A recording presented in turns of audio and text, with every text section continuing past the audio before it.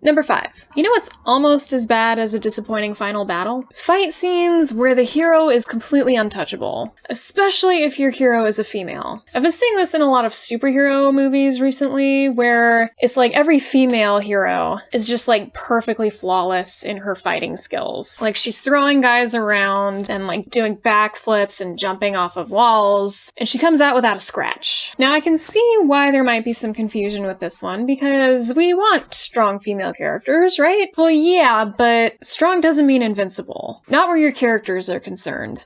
Again, it goes back to that idea that if your villains are weak, then your hero is weak.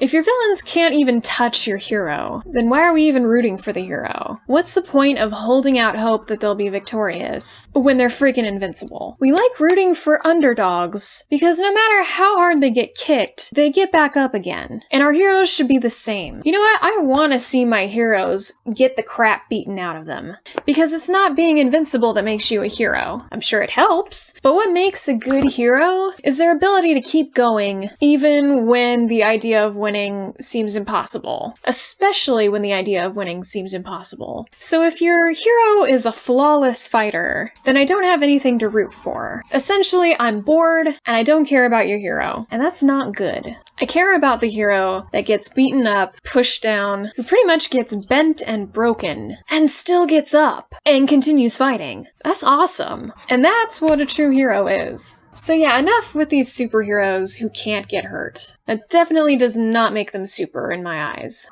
And this isn't just for superheroes, obviously. The harder you make your protagonists work for their victory, the more rewarding it's going to be when they finally earn it. Number 6. Bad communication. Need I really say more? So I'm going to badmouth Star Wars again. Now, from what I gather...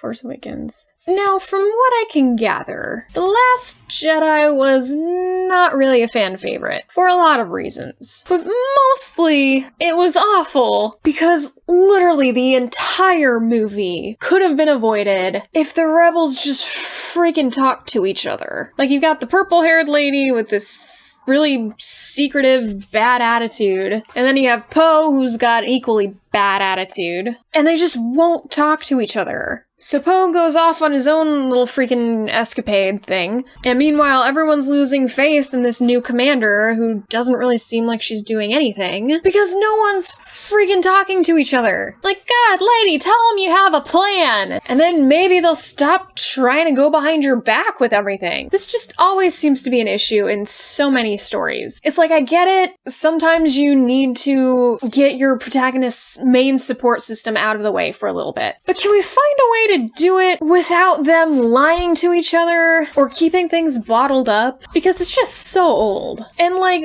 literally everyone at this point knows that every single issue you have could have been avoided in the first place if you just had your characters talk to each other. Like, seriously, I'm just so sick of bad communication. Like, I can't even. Number 7. And this probably goes along with the bad communication, but I'm gonna put it as a separate thing anyway. Friends getting mad at each other for stupid reasons. Like, again, I get it, you need an excuse to get your protagonist's main support group out of the way because they need to go through something on their own. But it's like, man, it's really annoying because you know they're just gonna end up friends again anyway. So why don't you just try to find some other way to get your protagonist's friends out of the picture just for a little bit. Like, this annoys me so much in the Harry Potter series. Like, it's been a while since I've read the books, but I definitely remember it happening in the movies a lot. Like, Ron will get mad at Harry for some stupid reason, like he's, like, I don't know, usually he's jealous of Harry for something. And then he acts like a little brat for several days, or several chapters at least. And then they make up, and you have officially wasted my time. It's like, geez, Ron, get over yourself. I'm sorry. But man, that's almost as annoying as the bad communication. Actually, I think it's more annoying than the bad communication, because it almost always arises from the bad communication. They go hand in hand, but they're both annoying in their own ways. And coming in at number 8, made-up swear words. I don't know why this bothers me so much. I think it's because in general, an overuse of even regular swear words just really grates on my nerves. But somehow it's even more annoying when when they're like fake bad words. Because for one, it's just like, come on, just go for it. Use the bad word. Sometimes, given the situation, they're fitting. It just sounds really childish when a writer is just trying to avoid the R rating or something. So they just make up a bunch of nonsense words. Like, a lot of the times, it just sounds like something the writer pulled out of their butt just because they want to sound clever. I mean, good God, has anyone actually tried reading Maze Runner? Oh my God. If I have to read the word shuck one more time, I think I'm gonna blow my brains out.